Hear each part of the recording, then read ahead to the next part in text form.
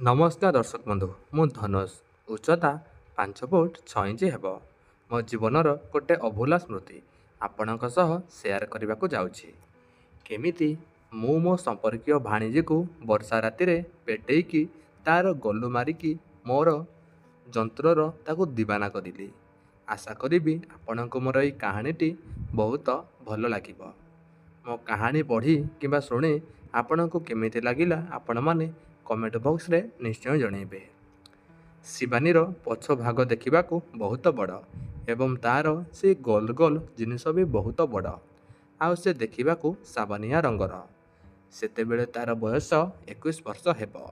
21 ବୟସରେ ଏତେ ବଡ଼ ବଡ଼ ଏବଂ ସେ କେମିତି ଦେଖାଯାଉଥିବ ଆପଣ ଜାଣିପାରୁଥିବେ।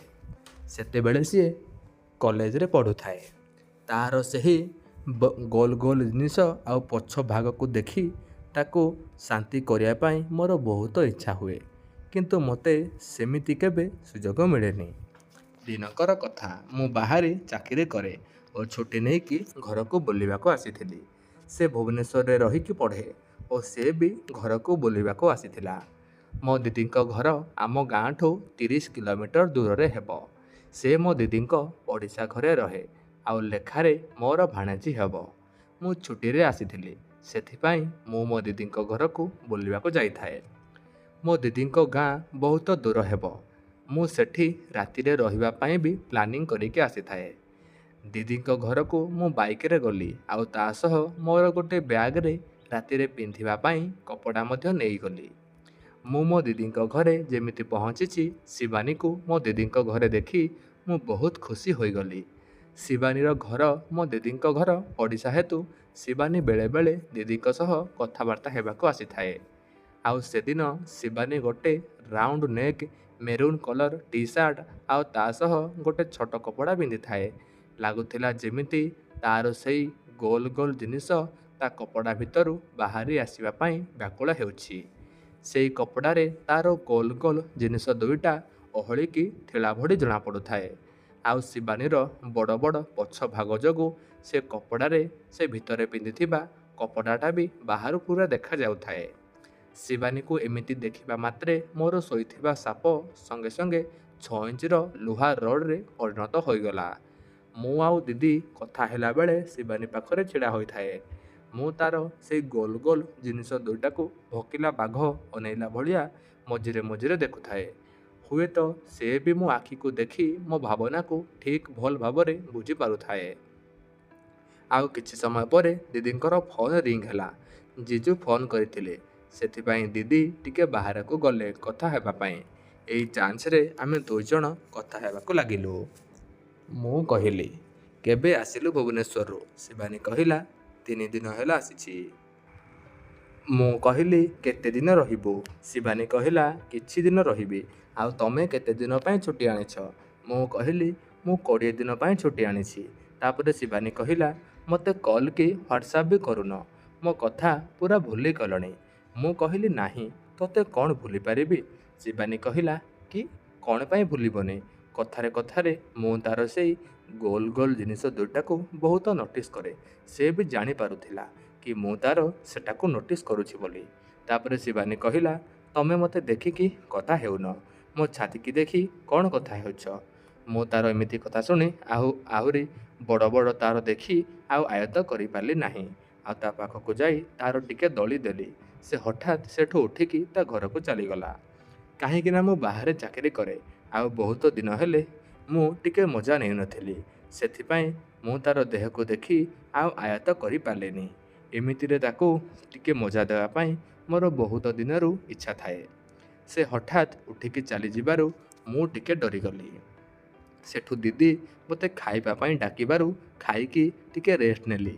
ଯେତେବେଳେ ମୁଁ ଆଖି ଖୋଲିଲି, ସେତେବେଳେ ମୋବାଇଲ ଦେଖେ ତ ଟାଇମ୍ 5ଟା ବାଜି ଯାଇଥାଏ ଏବଂ ବାହାରକୁ ଆସି ଦେଖେ ତ ଆକାଶରେ ପୁରା ମେଘ ଢାଙ୍କି ହୋଇକି ରହିଥାଏ। ଆଉ କିଛି ସମୟ ପରେ ବର୍ଷା ଆରମ୍ଭ ହୋଇଗଲା ଏବଂ ବର୍ଷା ଆଉ ଥମିବାର ନାଁ ଧରିଲା ନାହିଁ। ଆମ ବ୍ରହ୍ମପୁରର ଗାଁର ଘର ସବୁ ଘରକୁ ଘର ଲାଗି ରହିଥାଏ। ମୋ ଦିଦିଙ୍କ ଘର ବାହାରେ ଗୋଟେ ଚେୟାର ପାଖରେ ବସି ବର୍ଷାକୁ ମଜା ନେଉଥାଏ। ହଠାତ୍ ମୋ ମୋବାଇଲରେ ଗୋଟେ ନୋଟିଫିକେସନ୍ ଆସିଲା। ସେ ନୋଟିଫିକେସନ୍ ହ୍ୱାଟ୍ସଆପ୍ରୁ ଆସିଥିଲା। ମୁଁ ଚେକ୍ କରିଲି କାହାର ଏଇ ହ୍ୱାଟ୍ସଆପ୍ ମେସେଜ୍। ସେ ମେସେଜ୍ ଆଉ କାହାର ନୁହେଁ, ଶିବାନୀର ଥିଲା। ଆଗରୁ ଆମେ ହ୍ୱାଟ୍ସଆପ୍ରେ ଏମିତି ନର୍ମାଲ୍ ମେସେଜ୍ କରାକରି ହେଉଥାଉ। ସେ ମୋତେ ହାଏ ବୋଲି ମେସେଜ୍ କରିଥିଲା। ମୁଁ ବି ହେଲୋ ବୋଲି ମେସେଜ୍ କଲି। ତା'ର ସେ ହାଏ ମେସେଜ୍ ଦେଖି ମୁଁ ବୁଝି ସାରିଥିଲି ଯେ ମୋ ହାତର ସ୍ପର୍ଶ ତାକୁ ବହୁତ ଭଲ ଲାଗିଛି। ସେଠୁ ମୋତେ ସେ ପଚାରିଲା କି ତମେ ମୋତେ ଟଚ୍ କରିବା ପାଇଁ ସାହସ କେମିତି କରିଲ? ମୁଁ କହିଲି ଏଥିରେ ସାହସ ନୁହଁ, ଇଚ୍ଛାର ଦରକାର ହୁଏ। ଶିବାନୀ କହିଲା ତେବେ ମୁଁ ଶୁଣିପାରେ କି ତମର ଆଉ କି ଇଚ୍ଛା ହେଉଛି? ମୁଁ କହିଲି ଇଚ୍ଛା ତ ହୁଏ କି ଫଟେଇବା ପାଇଁ, ମାନେ ତା'ର ସେ ଜିନିଷକୁ ପୁରା ମଜା ଦେଇକି ଫଟେଇବା ପାଇଁ, ଆଉ ଫଟେଇକି ଖାଇବା ପାଇଁ, ମାନେ ତା'ର ସେଇ ଗୋଲ ଗୋଲ ଜିନିଷ ଦୁଇଟାକୁ ହାତରେ ଦଳିକି ଖାଇବା ପାଇଁ। ସେ ମୋର ଏଇସବୁ ଭାଷାକୁ ଠିକ୍ ସେ ବୁଝି ସାରିଥିଲା ଏବଂ ତା'ର ବି ଟିକେ ପେଲା ଖାଇବା ପାଇଁ ବହୁତ ଇଚ୍ଛା ଥାଏ, କାହିଁକି ନା ତା'ର 21 ବୟସରୁ 36 ସାଇଜ୍ର ଗୋଲ ଗୋଲ ଜିନିଷ ଖାଲିରେ ଏମିତି ହୋଇନି, ସେ ବହୁତ ଜଣଙ୍କଠୁ ପେଲା ଖାଇଛି। ଶିବାନୀ କହିଲା ହଉ ଠିକ୍ ଅଛି, ଯଦି ତମର ଏତେ ଫଟେଇକି ଖାଇବା ପାଇଁ ଇଚ୍ଛା ଅଛି ତାହେଲେ ମୁଁ ତମ ପାଇଁ ରାତିରେ ନେଇକି ଯାଉଛି, ତମେ ରେଡ଼ି ହୋଇକି ରହିଥାଅ। ମୁଁ କହିଲି ମୋ ପାଇଁ କ'ଣ ନେଇକି ଆସିବ? ଶିବାନୀ କହିଲା ଦେଖିଲେ ଜାଣିବ। ମୁଁ କହିଲି ତମେ କେତେବେଳେ ଆସିବ ଏବଂ କେଉଁଠିକି ଆସିବ? ଶିବାନୀ କହିଲା 11:30ରେ ଯିବି ଏବଂ ଛାତ ଉପର ଦେଇକି ଯିବି, ତମେ ଉପର ଘରର କବାଟ ଖୋଲିକି ରଖିଥିବ। ମୁଁ କହିଲି ଓକେ, ଆସିଲା ବେଳେ ଗୋଟେ ମିସ୍ କଲ୍ ଦେଇକି ଆସିବ। ଶିବାନୀ କହିଲା ହଉ ଠିକ୍ ଅଛି। ସାଧାରଣତଃ ଗାଁରେ ନର୍ମାଲି ଲୋକମାନେ ଖାଇକି ଜଲ୍ଦି ଶୋଇପଡ଼ନ୍ତି। 10:30 ବେଳକୁ ଲୋକମାନେ ଶୋଇପଡ଼ିଥାନ୍ତି। ଆଉ ସେଦିନ ରାତି ସାରା ବର୍ଷା ହୋଇଛି। ମୁଁ ମନେ ମନେ ଭାବୁଥାଏ କି ଏ ବର୍ଷା ରାତିରେ ଶିବାନୀ କେତେ ଚିତ୍କାର କଲେ ବି କାହାକୁ ଶୁଭାଯିବନି, ତେଣୁ ମୁଁ ତା'ର ପୁରା ଫଟେଇକି ତାକୁ ମଜା ଦେବି। ଏହା ଭାବି ମୋ ଖୁସିର ସୀମା ନ କହିଲେ ସରେ। ତାପରେ ହଠାତ୍ ମୋର ମନେ ପଡ଼ିଲା ଯେ ମୁଁ ବ୍ୟାଗ୍ରେ 2ଟା ବେଲୁନ୍ ଆଣିକି ରଖିଛି, ମାନେ ବଟିକା ରଖିଛି। ସେଥିପାଇଁ ମୁଁ ସ୍ଥିର କଲି ଯେ ସେ ଆସିବା ଆଗରୁ ହିଁ ଗୋଟେ ଔଷଧ ମୁଁ ଖାଇଦେବି। ମୋ ଦିଦିଙ୍କ ଘରେ କହିବାକୁ ଗଲେ ମୋ ଦିଦି ଆଉ ତା ଶାଶୁ ଓ ଶ୍ୱଶୁର ରୁହନ୍ତି। ମୋ ଭିଣେଇ ଭାଇ ବାହାରେ ଚାକିରି କରନ୍ତି, ସେଥିପାଇଁ ସେ ଏବେ ଘରେ ନାହାନ୍ତି। ମୁଁ 10ଟାରୁ ହିଁ ମୋର ସବୁ କାମ ସାରିଦେଲି ଏବଂ ଦିଦିଙ୍କୁ କହିଲି ଉପର ଘରେ ଶୋଇପଡ଼ିବା ଓ ସେ ବି ରାଜି ହୋଇଗଲା। ମୁଁ ଉପର ଘରକୁ ଯାଇ ତାକୁ ୱେଟ୍ କରିଲି। ଯେମିତି ଘଣ୍ଟାରେ 11ଟା ବାଜିଲା, ମୁଁ ଆଉ ଡେରି ନ କରି ବ୍ୟାଗ୍ରେ ଥିବା ଔଷଧକୁ ଗୋଟେ ଆଣି ଖାଇଦେଲି, କାହିଁକି ନା ଔଷଧର କମାଲ 30 ମିନିଟ୍ ପରେ ଦେଖେଇବ ଏବଂ ସେ 11:30ରେ ଆସିବ। ଠିକ୍ 11:30 ପରେ ମୋର ଫୋନ୍ ରିଙ୍ଗ ହେଲା ଏବଂ ସେ ଆସୁଛି ବୋଲି କହିଲା। ଏତିକି ଶୁଣି ମୁଁ ମୋ କପଡ଼ାକୁ ବାହାର କରିଦେଲି, କେବଳ ଛୋଟ କପଡ଼ା ପିନ୍ଧି ତା ଆସିବା ବାଟକୁ ଅପେକ୍ଷା କରିଲି। ବହୁତ ଜୋରରେ ବର୍ଷା ହେଉଥାଏ ଏବଂ ଉପର ଘରର କବାଟ ମୁଁ ଖୋଲା କରିଥାଏ। ଶିବାନୀ ଯେମିତି ଘର ଭିତରକୁ ଆସିଲା, ମୁଁ ତାକୁ ଦେଖି ପୁରା ପାଗଳ ହୋଇଗଲି। ସେ ଗୋଟେ ଛୋଟ ଫ୍ରକ୍ ଡ୍ରେସ୍ ପିନ୍ଧିକି ଆସିଥିଲା, ଲାଗୁଥିଲା ଯେମିତିକି ସେଇଟା ତା'ର ସ୍କୁଲ ବେଳର ଡ୍ରେସ୍ ଭଳି। ଟିକେ ଭାବନ୍ତୁ, ସ୍କୁଲ ବେଳରେ ଛୋଟ କପଡ଼ାରେ ତା'ର ସେଇ ବଡ଼ ବଡ଼ ଗୋଲ ଗୋଲ ଜିନିଷ ଏବଂ ଟିକେ ଭିଜି ଯାଇଥିଲା, କେମିତି ଦେଖାଯାଉଥିବ ସେ। ତାପରେ ଶିବାନୀ ଆସିକି କହିଲା କିଛି ଫଟେଇକି ଖାଇବ ବୋଲି କହୁଥିଲ ପରା? ମୁଁ କହିଲି ହଁ, କ'ଣ ନେଇକି ଆସିଛୁ? ପାଖକୁ ଆସିକି ଦେଲେ ସିନା ଖାଇବି। ତାପରେ ଶିବାନୀ କହିଲା ଆଉ କେତେ ପାଖକୁ ଯିବି ଯେ? ମୁଁ କହିଲି ମୋ ପାଇଁ କ'ଣ ଖାଇବା ପାଇଁ ଆଣିଛୁ କହ? ଶିବାନୀ କହିଲା ମୁଁ ମୋ କପଡ଼ା ଭିତରେ ଲୁଚେଇକି ରଖିଛି, ତମେ ନିଜେ ଖୋଜିକି ନିଅ। ସେମିତି କହିଲା ପରେ ମୋର ଆଉ ନିଜ ଉପରେ ଆୟତ୍ତ ନାହିଁ। ମୁଁ ମୋ କପଡ଼ାକୁ ବାହାର କରିଦେଲି ଆଉ ମୋର ଦେଖି ସେ ପୁରା ଡରିଗଲା। ମୋର ଗୋଟେ ପୁରା କଳା କଲର୍ର ଲୁହା ରଡ଼୍ ଭଳି ଦେଖାଯାଉଥାଏ। ଶିବାନୀ ଆଉ କିଛି କହିବା ଆଗରୁ ଶିବାନୀକୁ ଟେକି ମୋ ଅଣ୍ଟାରେ ବସେଇ ତାକୁ ମୁଁ ବାହାରକୁ ନେଇଗଲି, ମାନେ ଖୋଲା ଛାତକୁ। ଆଉ ସେତେବେଳେ ବି ଭାରି ବର୍ଷା ହେଉଥାଏ। ଆମେ ଦୁହେଁ ବର୍ଷାରେ ପୁରା ଓଦା ହୋଇଗଲୁ। ଆଉ ଖୋଲା ଛାତରେ ତାକୁ ଶୁଆଇ ତା ଦେହ ସାରା ମୁଁ ଗେଲ କରି ଚାଲିଲି। ଆଉ ଏମିତି 10 ମିନିଟ୍ କରିବା ପରେ ମୁଁ ପୁରା ଗରମ ହୋଇଗଲି ଆଉ ତା'ର ସେହି କପଡ଼ାକୁ ହାତରେ ଫାଡ଼ିଦେଲି। ଏମିତି ଦେଖି ସେ ବି କଣ୍ଟ୍ରୋଲ ବାହାରେ। ସେ କେବଳ ଛୋଟ କପଡ଼ା ପିନ୍ଧିଥାଏ ଆଉ ଏବେ ସେ କେବଳ ତା ଭିତର ବାଲା କପଡ଼ାରେ ଥାଏ। ମୁଁ ତା'ର ସେଇ ଗୋଲ ଗୋଲ ଜିନିଷ ଦୁଇଟାକୁ 2 ହାତରେ ମନ ଭରିକି ଦଳିଲି ଆଉ ତା'ର ସେଟାକୁ ମୁଁ ପାଟିରେ ପୂରେଇକି ଖାଇଲି। ବେଳେବେଳେ ତା ଭୁଣ୍ଡିକୁ ମୁଁ କାମୁଡ଼ି ଦେଉଥାଏ। ତା'ର ସେଟାକୁ ଖାଇବା ସମୟରେ ସେ ଖାଲି ଚିତ୍କାର କରୁଥାଏ ଆଉ ଶିବାନୀ ଖାଲି ଛଟପଟ ହେଉଥାଏ। ସେ ଆହୁରି ଗରମ ହୋଇଗଲା। ତାପରେ ମୁଁ ତାକୁ ଉପରକୁ ଉଠେଇ ମୋ ଅଣ୍ଟା ଉପରେ ବସେଇ ଆମେ ଦୁହେଁ ଦୁହିଁଙ୍କୁ ଟିକେ ମଜା କରିଲୁ। ଆଉ ମଜା କଲାବେଳେ ମୋର ସେଇଟା ତା'ର ସେଇ କପଡ଼ା ଉପରେ ଘଷି ହେଉଥାଏ। ଏମିତିରେ ବି ତାକୁ ବହୁତ ମଜା ଲାଗୁଥାଏ। ଶିବାନୀ ତା ପଛକୁ ହଲେଇ ହଲେଇ ମଜା ନେଉଥାଏ। ତାପରେ ତାକୁ ମୁଁ ତଳେ ଶୁଆଇ ଦେଇ ଆସ୍ତେ ଆସ୍ତେ ଗରମ କରି କରି ତଳକୁ ଆସିଲି। ଆଉ ଫାଇନାଲି ତାର ସେଇଠି ପହଞ୍ଚିଗଲି। ତାର କପଡ଼ା ଉପରେ ହିଁ ମୁଁ ତାର ସେଟାକୁ ହାତରେ ଘଷିଲି। ସେତେବେଳେ ସେ ବି ମୋତେ କହୁଥାଏ ଶୀଘ୍ର କର। ଏମିତି ହେଉଥିଲେ ମୁଁ ତାର ସେ କପଡ଼ାକୁ ନିଜେ ବାହାର କରିଦେଲି। ପ୍ରଥମେ ତା ରଙ୍ଗ ମାନେ ତାର ସେଟାକୁ ଦେଖି ମୁଁ ମନ ଭରିକି ଦେଖିଲି। ତାପରେ ତାର ସେଟାକୁ ମୁଁ 5 ମିନିଟ୍ କେବଳ ଗେଲ କରିବାକୁ ଲାଗିଲି ଆଉ ଚାଟିବାକୁ ଲାଗିଲି। ସେ କେବଳ ସଁ ସଁ ହେଉଥାଏ। ତାପରେ ମୁଁ ତାର ସେଟାକୁ ଜିଭରେ ଚାଟି ପକେଇଲି। ମୋତେ ସେଟାକୁ ଚାଟିବାରେ ବହୁତ ମଜା ଲାଗୁଥାଏ। ଆଉ ଏମିତି ମୁଁ ତାର ସେଟାକୁ 15 ମିନିଟ୍ ଖଣ୍ଡେ ଚାଟିଲି। ସେ ଏତିକି ବେଳକୁ ଗୋଟେ ଥର ପାଣି ଛାଡ଼ିଦେଲାଣି। ସେ ପାଣିକୁ ମୁଁ ମନ ଭରି ଚାଟି ପୁରା ସଫା କରିଦେଲି। ଶିବାନୀ କହିଲା, ଏତିକି କର, ମୁଁ ଆଉ ରହିପାରୁନି। ଜଲ୍ଦି ମୋ ଭିତରେ ତମର ସେଇ କଳା ସାପକୁ ପୂରେଇ ଦିଅ। ଠିକ୍ ସେତିକିବେଳେ ମୋର ମନେ ପଡ଼ିଲା କି ମୋ ପାଖରେ ବେଲୁନ୍ ନାହିଁ। ମୁଁ କହିଲି, ମୁଁ ବେଲୁନ୍ ଆଣିନାହିଁ। ଏବେ କେମିତି ହେବ? ଶିବାନୀ କହିଲା, କ'ଣ କରୁଛ ତମେ? ଏମିତି ସମୟରେ ତମର ସେ ଜିନିଷ ଭୁଲିବାର ଥିଲା। ମୁଁ କହିଲି, ମୁଁ କ'ଣ କରିବି ଯେ? ଆଣିନି ତ ଆଣିନି, ଏବେ କ'ଣ କରିବା କୁହ? ଶିବାନୀ କହିଲା, ଆଉ କରିବ କ'ଣ? ସେମିତି ହିଁ ପୂରେଇ ଦିଅ। ଆଜି ତମର କଳା ସାପକୁ ମୁଁ ଏମିତି ହିଁ ନେବି, କିନ୍ତୁ କାଲି ମୋତେ ପେନ୍ କିଲର୍ ଦେବ। ମୁଁ ହଁ କହିଲି। ମୁଁ ତୁମ ପାଇଁ କାଲି ହିଁ ପେନ୍ କିଲର୍ ଆଣିବି। ଏବେ କରିବା। ଶିବାନୀ କହିଲା, ଓକେ। ଏତିକି କଥାରେ ମୋର ଟିକେ କରିବା ପାଇଁ ମୁଡ୍ ନଥିଲା। ତେଣୁ ଶିବାନୀକୁ କହିଲି, ମୋର ଟିକେ ତୁ ପାଟିରେ ପୂରେଇକି ଚୋଷ। ଆଉ ତାର ପାଟିର ସ୍ପର୍ଶରେ ମୋର ପୁଣି କଳା ମଚମଚ ଲୁହା ରଡ଼୍ ହୋଇଗଲା।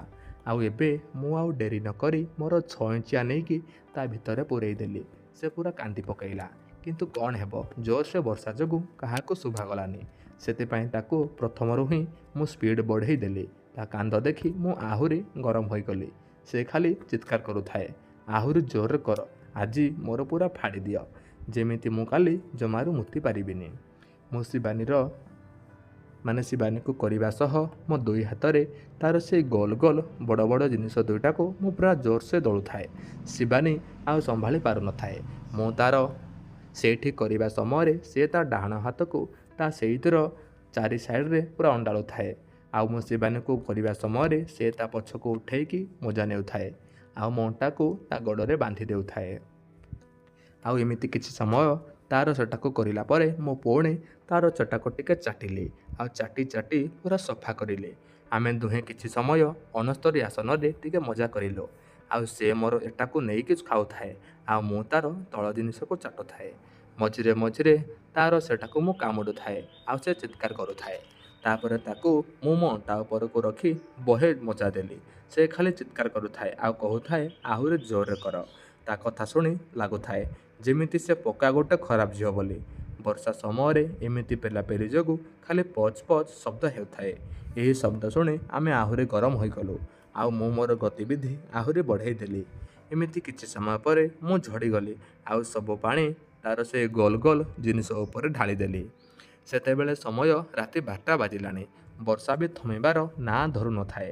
ଆମେ ଆଉ ବର୍ଷାରେ ନ ଭିଜି ରୁମ୍ ଭିତରକୁ ଚାଲି ଆସିଲୁ। ସେ ଠିକ୍ ସେ ଚାଲି ମଧ୍ୟ ପାରୁନଥାଏ। ମୋ ଖଟରେ ଆମେ ଦୁହେଁ ସେମିତି ବିନା ବସ୍ତ୍ର ପିନ୍ଧିକି ଶୋଇ ରହିଲୁ। ଶିବାନୀ କହିଲା, ମୁଁ ଏମିତିକା ସାପ ପାଇଁ ବ୍ୟାକୁଳ ଥିଲି। ଆଜି ଯାଇକି ମୋ ସପନର ସାପ ମୋତେ ମିଳିଲା। ଥ୍ୟାଙ୍କ ୟୁ ମାମା। ତାପରେ ମୁଁ କହିଲି, ଠିକ୍ ଅଛି ଶିବାନୀ, ମୋତେ ବି ସେଲ୍ଫି ଗୁଡ଼ାକ ସେୟାର କରିଦେବୁ। ତୋ କଥା ଯେବେ ବି ମନେ ପଡ଼ିବ ଏଇ ଫଟୋ ଗୁଡ଼ିକୁ ଦେଖି ମୁଁ ମୋର ଟିକେ ତଳ ଉପର କରିକି ଶାନ୍ତି ହୋଇଯିବି। ଶିବାନୀ କହିଲା, ଓକେ ଠିକ୍ ଅଛି, କିନ୍ତୁ ତମେ ତଳ ଉପର କରିବା ବେଳେ ମୋତେ ଭିଡ଼ିଓ କରିକି ମୋତେ ସେଣ୍ଡ କରିବ, କାରଣ ମୁଁ ତମର ସାପ ଦେଖିବାକୁ ମୋତେ ବହୁତ ଭଲ ଲାଗେ। ଆମେ ରାତିରେ 4 ଥର ଆହୁରି ମଜା କରି ଥକି ଯାଇଥିଲୁ। ତେଣୁ ଆଉ ଡେରି ନ କରି ଆମେ ଶୋଇପଡ଼ିଲୁ। ଶିବାନୀର ଘରେ ପଶି ତାକୁ ମୁଁ ଆଉ ଥରେ କେମିତି ଶାନ୍ତି କରିଥିଲି ଆଉ ଗୋଟେ କାହାଣୀରେ ମୁଁ ଆପଣମାନଙ୍କୁ ସେକେଣ୍ଡ ପାର୍ଟରେ କହିବି। ତ ଯଦି ଆପଣମାନଙ୍କୁ କାହାଣୀଟି ପସନ୍ଦ ଆସିଥାଏ ତାହେଲେ ଆମ ଭିଡ଼ିଓକୁ ଗୋଟେ ଲାଇକ୍ କରିବେ। ତଳେ କମେଣ୍ଟ ବକ୍ସରେ ଆପଣମାନେ କେଉଁଭଳି କାହାଣୀ ଶୁଣିବାକୁ ଚାହୁଁଛନ୍ତି ତାହା ବି କମେଣ୍ଟ କରିବେ।